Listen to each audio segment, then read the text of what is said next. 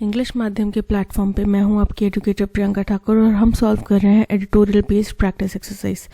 Start करते हैं आज का session with thought of the day, that is success believes in constant improvement and change. यानी कि अगर आपको सक्सेसफुल होना है तो आपको निरंतर अपने अंदर कुछ परिवर्तन लाने होंगे, अपने आप को बेहतर करना होगा और परिवर्तन लाने होंगे। अब परिवर्तन का मतलब कोई ये भी ले सकता है कि भाई मैं अच्छा भला पढ़ाई करता हूँ 6-8 घंटे, अब मैं 2 घंटे पढ़ाई करूँ। नेगेटिव परिवर्तन लेकर आने, अच्छे पॉजिटिव परिवर्तन लेकर आने कि किसी बच्चे का पढ़ाई में मन नहीं लगता तो उसको अपने अंदर परिवर्तन लेकर आना कि मैं और ज़्यादा मेहनत करूँ, अपने ऊपर काम करूँ।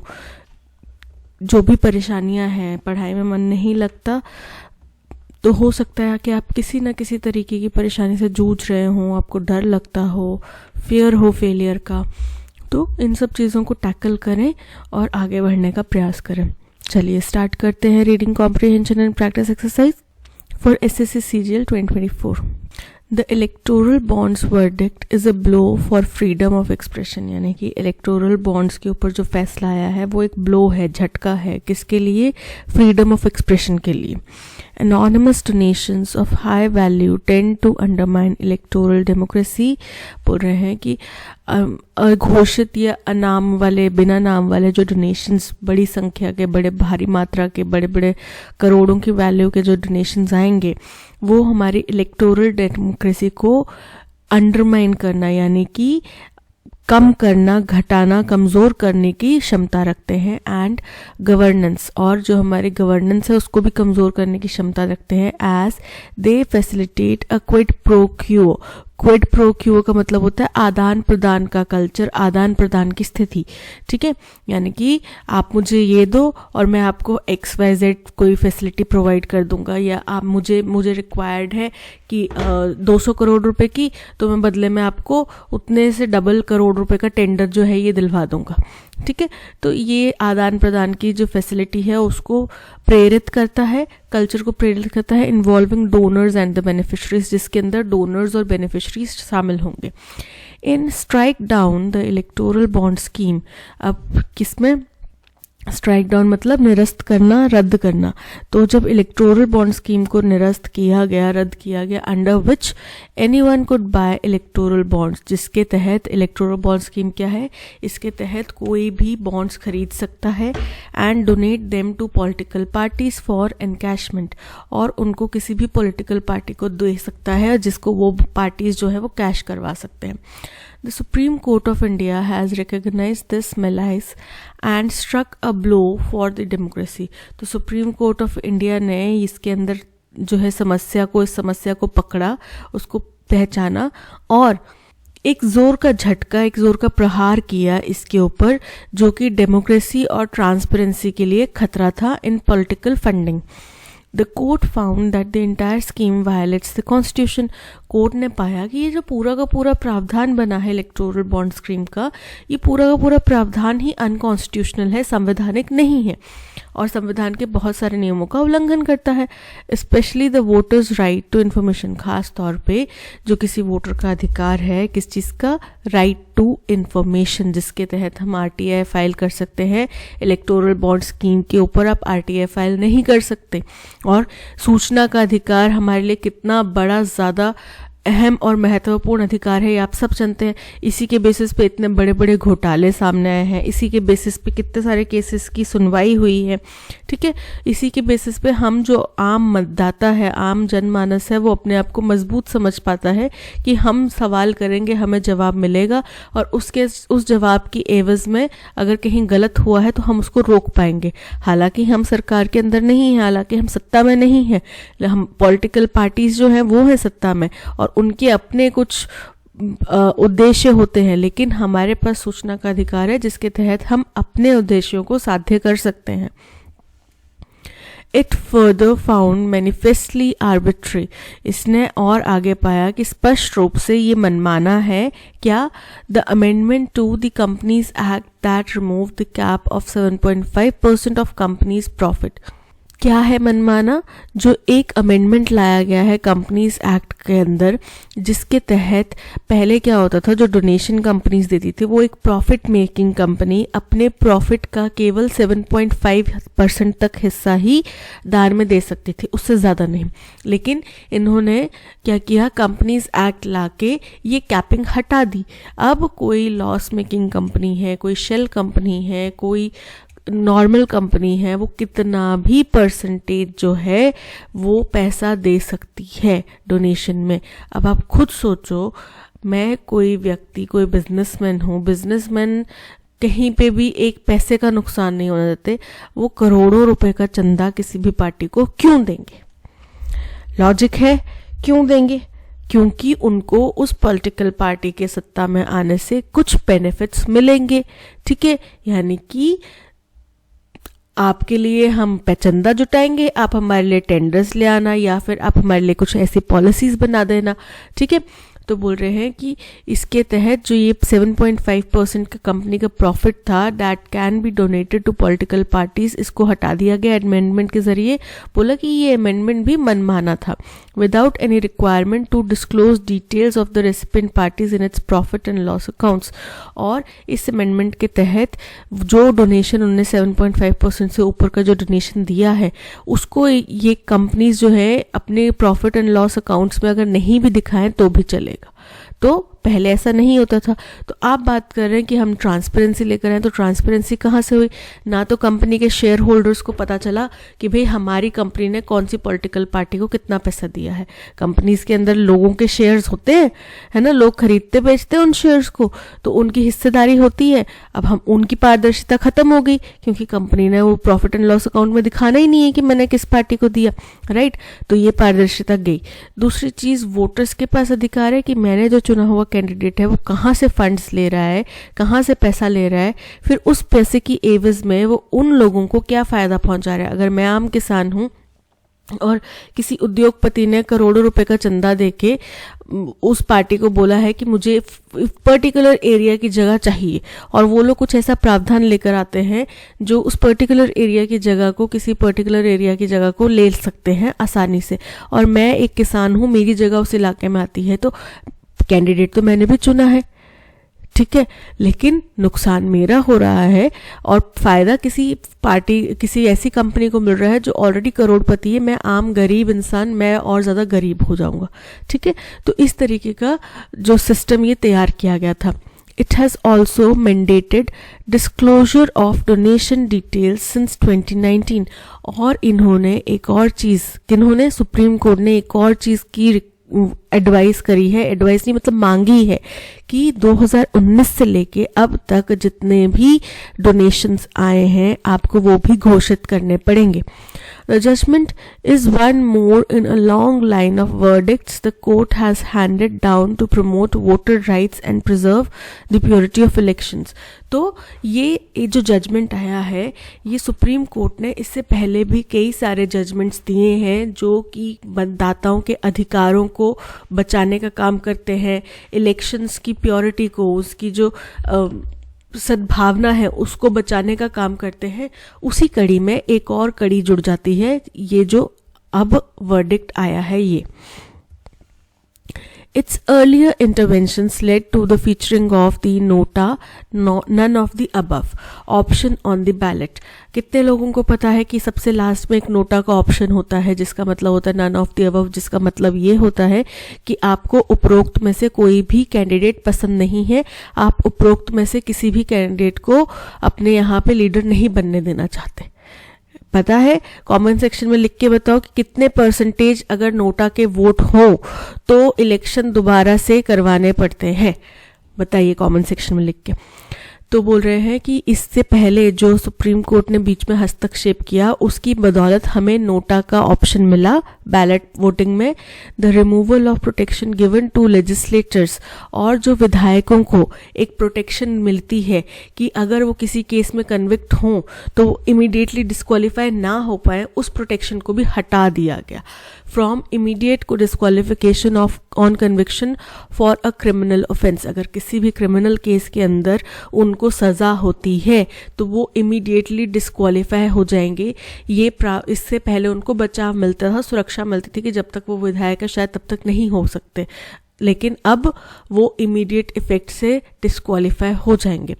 The mandatory disclosure of assets and the criminal antecedents of candidates in their election affidavits, बोल रहे हैं कि इसके अलावा और क्या चीज़ मैंडेटरी की गई कि भाई आवाज़ आपको पता है ना कि उनको शपथ लेने से या फिर इलेक्शन में अपना इलेक्टोरल वो भरने से पहले, पर्चा भरने से पहले उनको अपनी आय घोषित करनी पड़ती है, अपनी प्रॉपर्टी घोषित करनी पड़ती है कि भाई मेरे पास इतनी इतनी प्रॉपर्टी है, ये मेरे इनकम सोर्स है, यहाँ से मेरे को ये प्रॉपर्टी हासिल है, इतना मेरे पास गाड़ियाँ हैं, बंगला है, ये फलाना फलाना जो कुछ भी है उनको डिक्लेयर करना पड़ता है।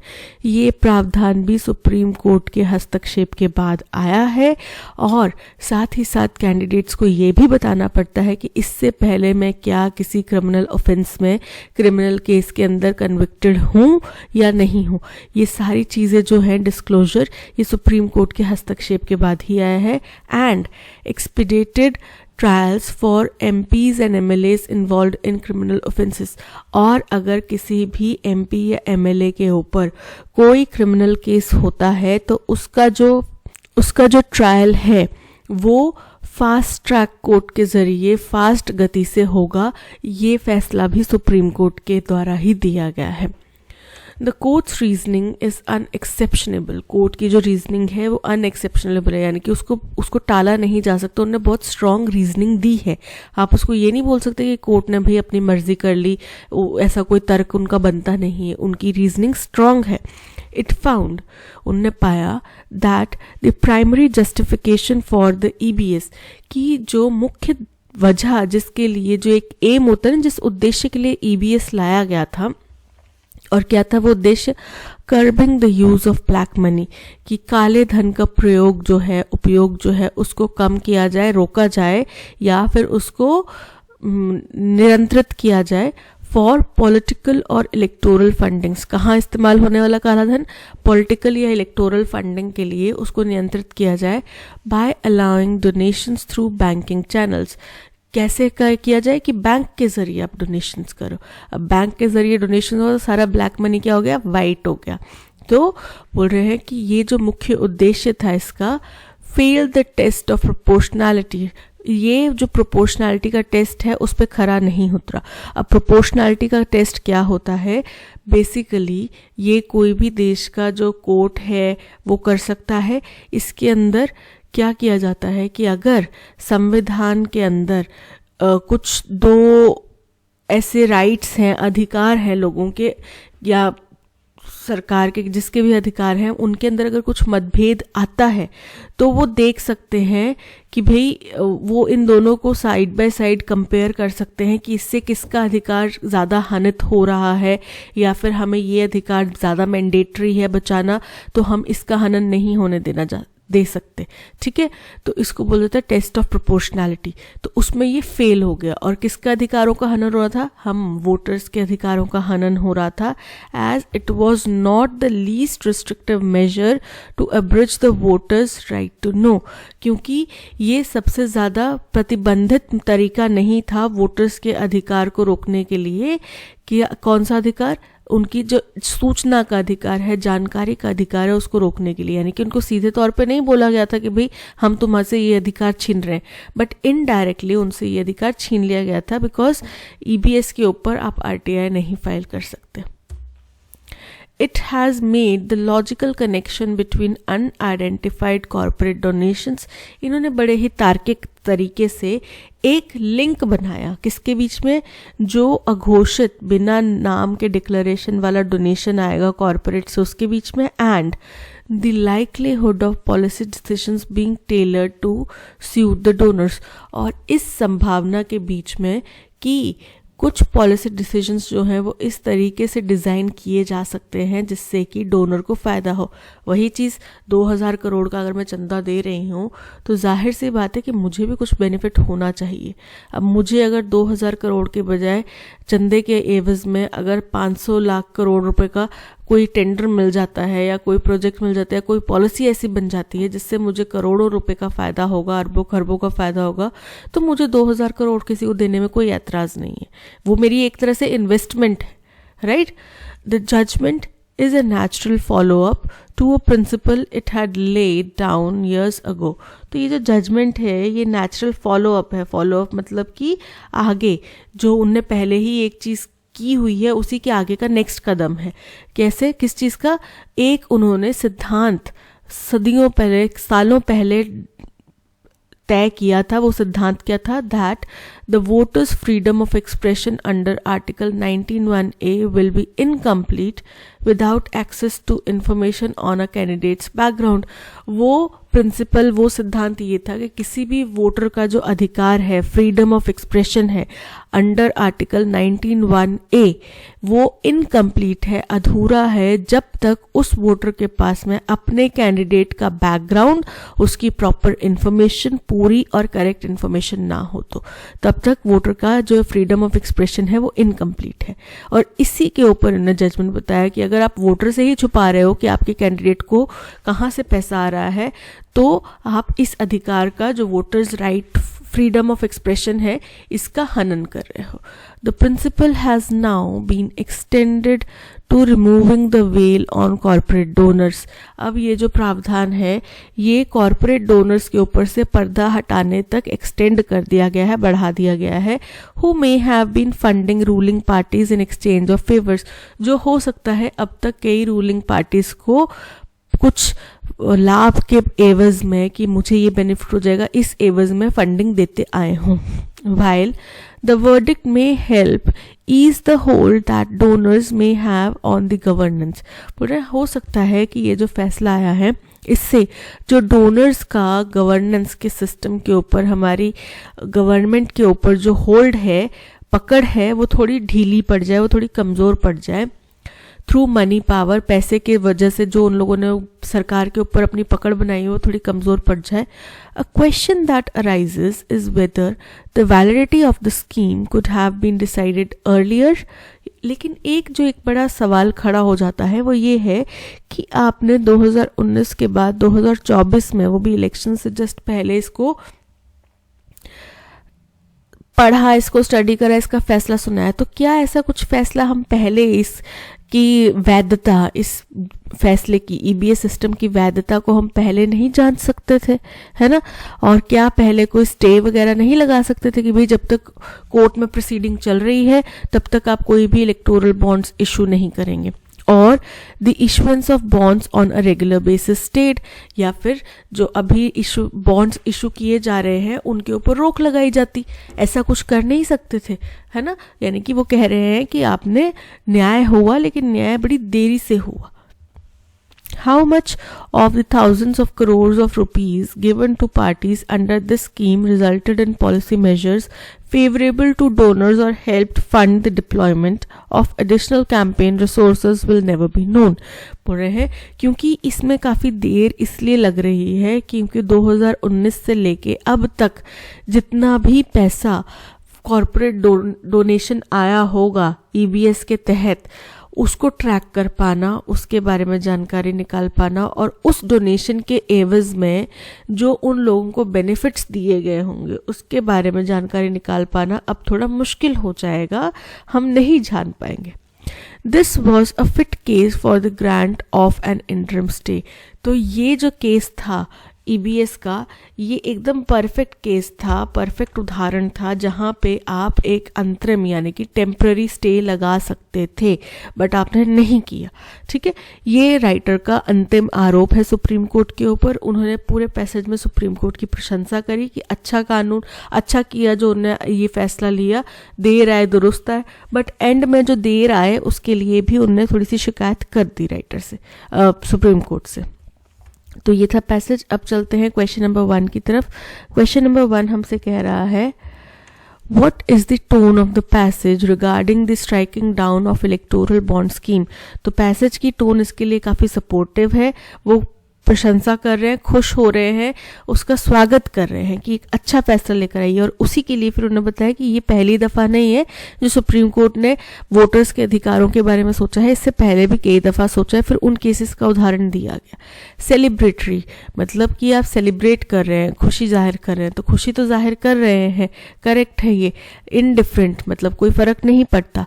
क्रिटिकल मतलब गंभीर है, आरोप लगा रहे हैं। सपोर्टिव यानी कि इसका स्वागत कर रहे हैं। तो सेलिब्रेटरी से ज़्यादा, इसके ऊपर जश्न मनाने से ज़्यादा, क्योंकि एंड में उन्होंने सवाल भी पूछे ना, तो वो सपोर्टिव है। सपोर्टिव इन द सेंस कि वो उनको स्वागत कर रहे हैं, वो बोल रहे हैं कि अच्छा फैसला लाए लेकिन देर से लाए। So option D supportive is correct. Question number 2, what was the primary reason for Supreme Court of India striking down electoral bond scheme. तो इलेक्टोरल बॉन्ड स्कीम उनने क्यों हटाई? क्योंकि उनने पाया कि ये संविधान का वायलेशन हो रहा है, खास तौर पे वोटर का जो अधिकार है, राइट टू इंफॉर्मेशन, उसका। और दूसरी चीज़, इसमें जो आदान प्रदान का जो स्थिति है वो बन रही है। The scheme was found to be beneficial for the economic growth of country. Incorrect है, इससे हमारे देश की इकोनॉमिक्स का कोई लेना देना नहीं है। ठीक है, ये तो पार्टीज की इकोनॉमिक्स जरूर ग्रो कर रही है। ठीक है, the scheme was found to violate the constitution. Correct है इतना। Specially the voters right to information, बिल्कुल करेक्ट है, option B is correct. The scheme was found to increase the transparency of political funding. Found नहीं, it was saying, वो कह रही थी, scheme ये कह रही थी, स्कीम का उद्देश्य ये था, जो कि कहा जा रहा है कि ये उद्देश्य था कि ट्रांसपेरेंसी बढ़ाई जाए, बट साफ दिख रहा था कि ट्रांसपेरेंसी बढ़ नहीं रही है, घट रही है। सो इनकरेक्ट है। The scheme was found to promote the purity of elections and voters' right. Incorrect है, स्कीम इसका उल्लंघन करती हुई दिखाई दी गई, तभी उसको स्ट्राइक डाउन किया गया। Option B is correct. What amendments to the Companies Act was deemed manifestly arbitrary by the Supreme Court in relation to the electoral bond scheme? बोल रहे हैं कि कंपनीज एक्ट के अंदर में कौन सा ऐसा अमेंडमेंट लाया गया जो सुप्रीम कोर्ट ने कहा कि ये बिल्कुल ही मनमाना आपने बदलाव लाया है, जो कि इलेक्टोरल बॉन्ड स्कीम से रिलेटेड है। तो उसके अंदर पहले कैपिंग थी 7.5% की, जिसको वो भी 7.5% भी उनके प्रॉफिट का, और उसको भी आपको अपने प्रॉफिट एंड लॉस अकाउंट्स में डिटेल्ड लिखना पड़ेगा। बट वो कैपिंग हटा दी गई, आपको कहीं डिक्लेयर करने की जरूरत नहीं है, आप जितना मर्जी चाहे आप पैसा दे सकते हो। और मैं कोई मेरी अपनी कंपनी है, मैंने अपना हिस्सा तो दे दिया, मैं चाहती हूँ इस पार्टी को और डोनेशन दूं, लेकिन अब मैं वो अपने वोटर्स को, अपने शेयर होल्डर्स को नहीं बताना चाहती, मैंने एक शेल कंपनी बना ली, मैंने उस नाम से भी चंदा दे दिया। तो ट्रिकी है ना, चालाकी है ना। तो यहाँ पे the amendment that increase the cap of a companies profit that can be donated to political parties to 10%। Cap तो लगाया ही नहीं, कैपिंग तो पता ही नहीं है क्या होता है। कैपिंग तो हटाने से मतलब है जितना हो सके दे दो, तुम्हारे पास जो है तुम दे दो। ठीक है, the amendment that allowed companies to donate up to 7.5% of their profit to political parties without disclosing the details of the recipient parties in their profit and loss account. Option B is absolutely correct. From the passage, it can be inferred that all of the following are true about the electoral bond scheme except, यानी कि सारी statements EBS के related सही हैं, एक को छोड़ के।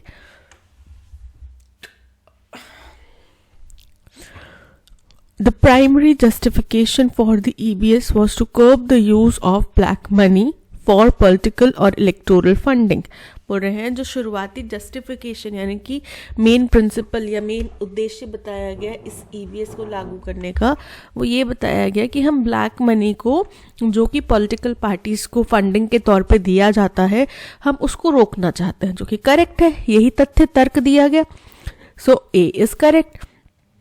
The court found the EBS to be the least restrictive measure to abridge the voters' right to know. Court ने पाया कि ये not the least है, not the least restrictive measure है, बजाय कि least restrictive, यानी कि ये सबसे कम प्रतिबाधित करने वाला measure नहीं है, नहीं है, सबसे कम प्रतिपादित करने वाला मेजर ये नहीं है. So option B is correct because the statement is incorrect. The judgement extended the principle of voters freedom of expression to include information on corporate donors. बिल्कुल करेक्ट है ये स्टेटमेंट, क्योंकि इस जजमेंट ने यही कहा ना कि भाई जो पहले हमने एक बेस आधार उद्देश्य बनाया है कि वोटर का जो फ्रीडम ऑफ एक्सप्रेशन है वो हनन नहीं होना चाहिए, तो वही एक्सटेंड किया गया है इस लॉ के ऊपर. ठीक है, इस प्रावधान के ऊपर. The validity of the scheme and the issuance of bonds on the regular basis was question. बिल्कुल करेक्ट है कि अगर आपको पहले ही पता था, पहले ही इसकी जो वैलिडिटी है स्कीम की वो शक के दायरे में थी, तो आप इसके ऊपर स्टे लगा सकते थे. ठीक है, so option B is correct. Which one of the following statements best summarises the authors position on striking down of the electoral bond scheme by the Supreme Court. बोल रहे हैं कि ऑथर का क्या स्टैंस होता जो इलेक्टोरल बॉन्ड स्कीम हटाई गई है सुप्रीम कोर्ट द्वारा उसके ऊपर. तो एक स्टेटमेंट में समराइज करो उसको.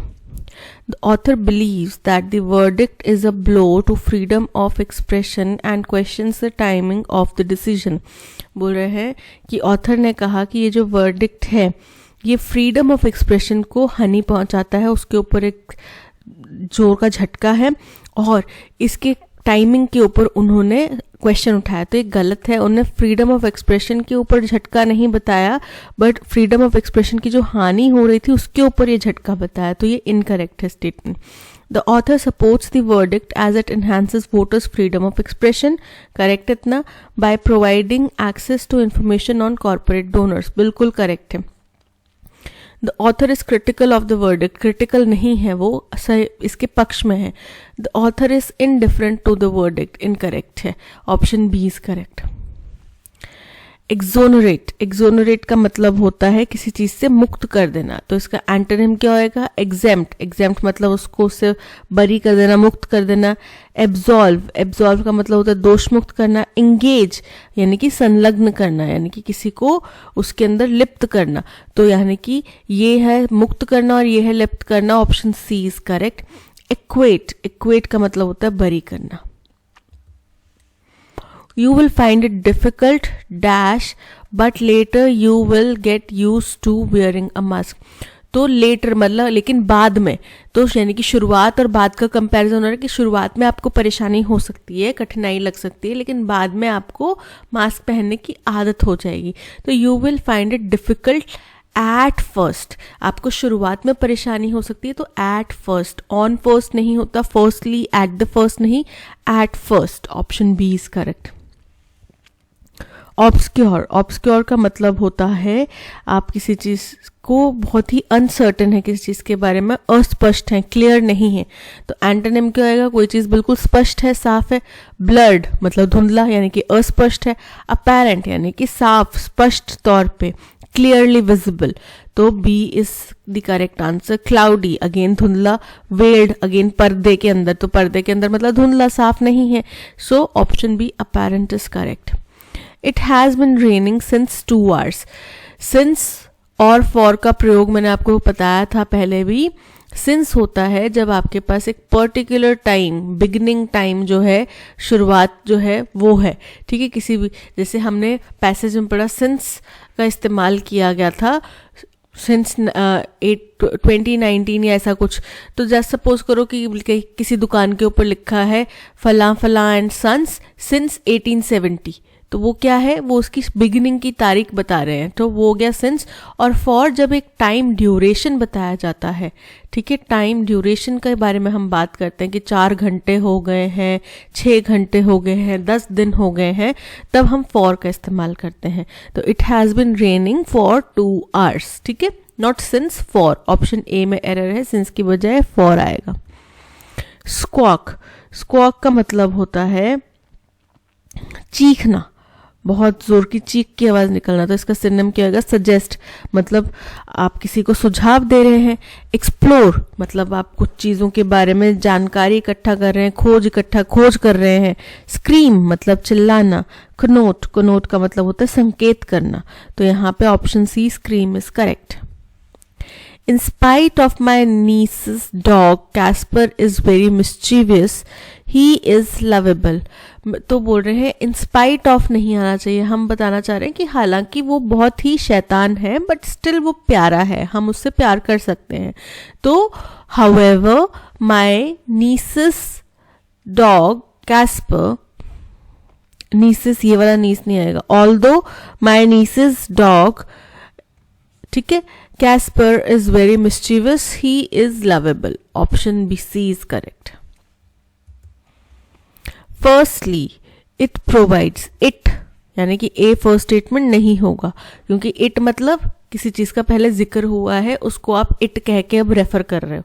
It provides air for respiration, firstly सबसे पहली बात कि ये हमें सांस लेने के लिए हवा प्रदान करती है। Serves the sense of smell, हमारे जो नाक से सूंघने की क्षमता है उसको भी ये सर्व करती है, यानी कि उसके काम आती है। And conditions the air by filtering, warming and moisturizing, और एयर के अंदर में एयर को कंडीशन करती है। कंडीशन करना यानी कि उसके अंदर नमी ले आना, उसको फिल्टर करना, उसको मॉइस्चर कर देना, ये काम करती है। अब कौन चीज करता है ये काम?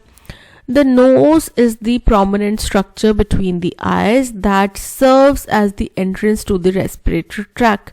तो बोल रहे हैं कि हमारे ये नाक के बारे में बात कर रहे हैं कि नाक जो है एक बड़ा ही इम्पॉर्टेंट प्रोमिनेंट स्ट्रक्चर है हमारी आंखों के बीच में, जो कि हवा जो हम लेते हैं, हमारा रेस्पिरेटरी ट्रैक्ट है, रेस्पिरेशन की जो प्रणाली है उसका एंट्री पॉइंट है।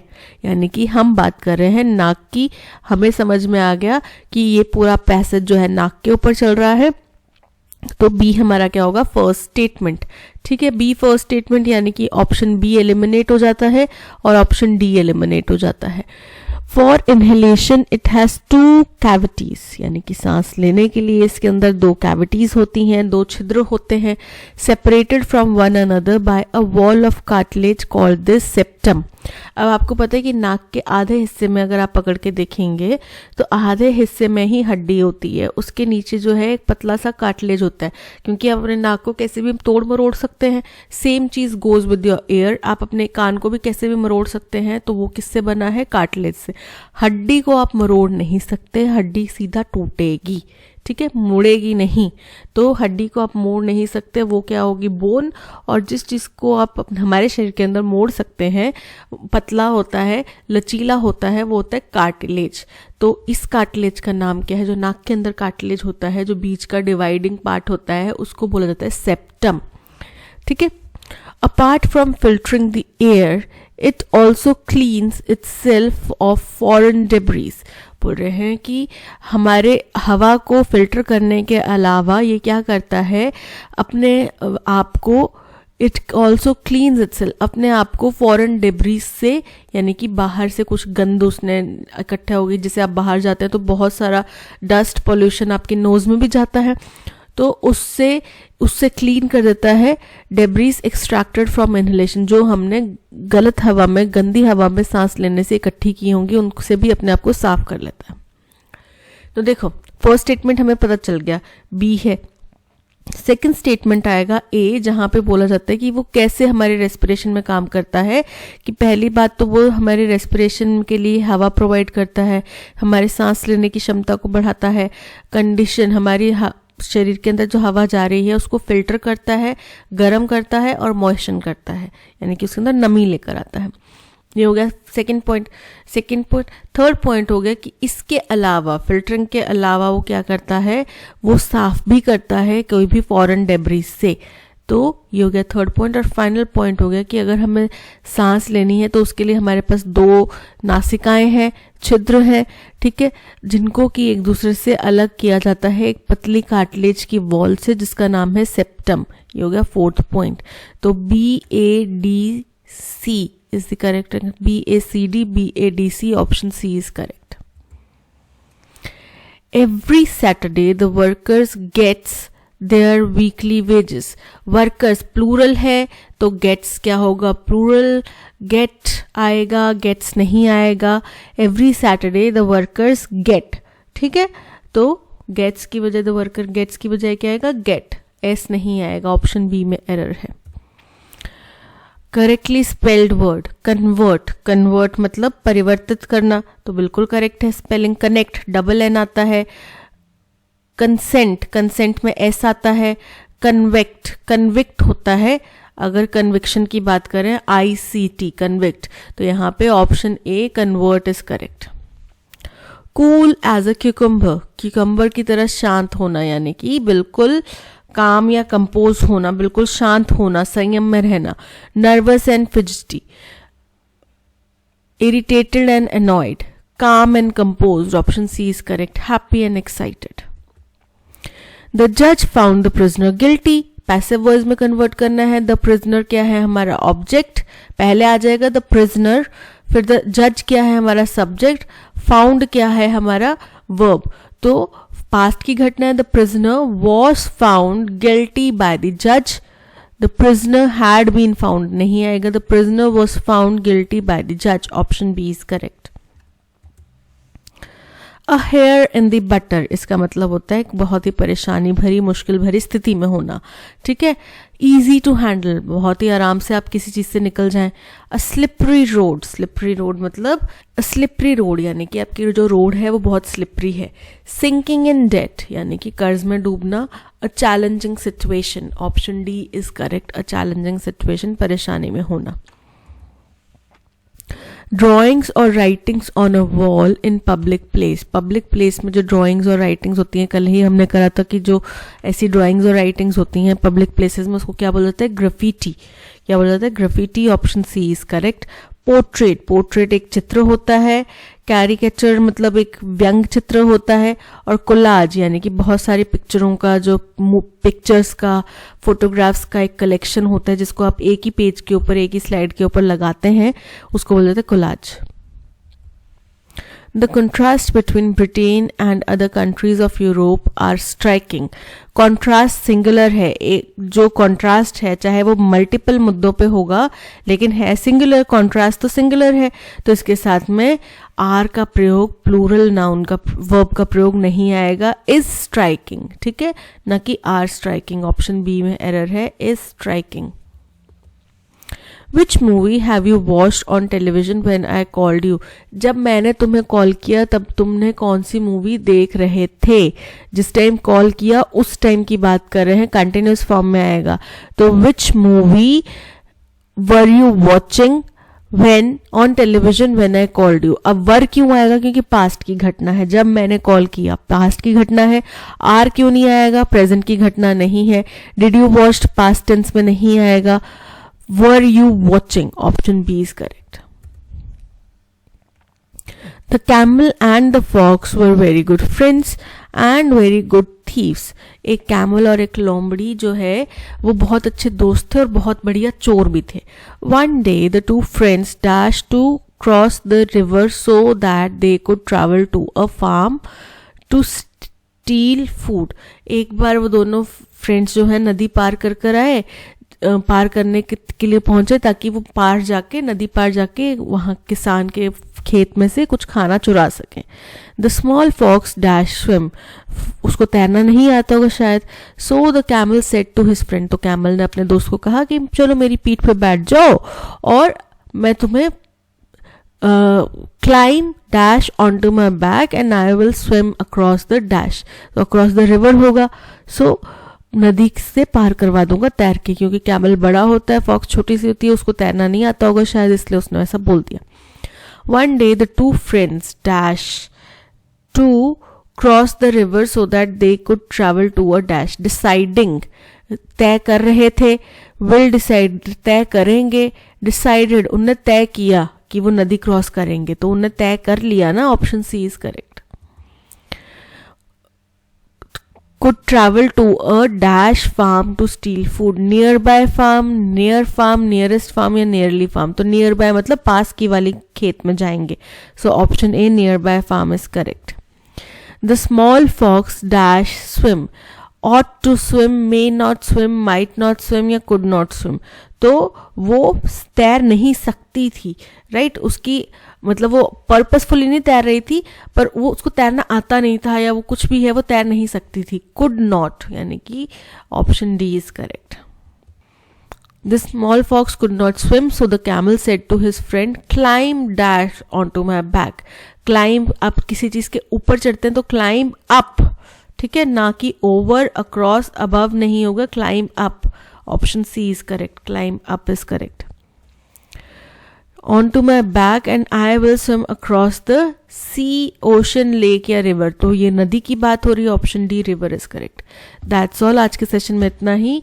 Thank you so much for watching. अगर कंटेंट पसंद आया हो तो लाइक, शेयर और सब्सक्राइब जरूर कीजिएगा. PDF आपको टेलीग्राम चैनल पे मिल जाएगी. मिलते हैं नेक्स्ट सेशन में. Till then keep learning and keep practising. Bye bye.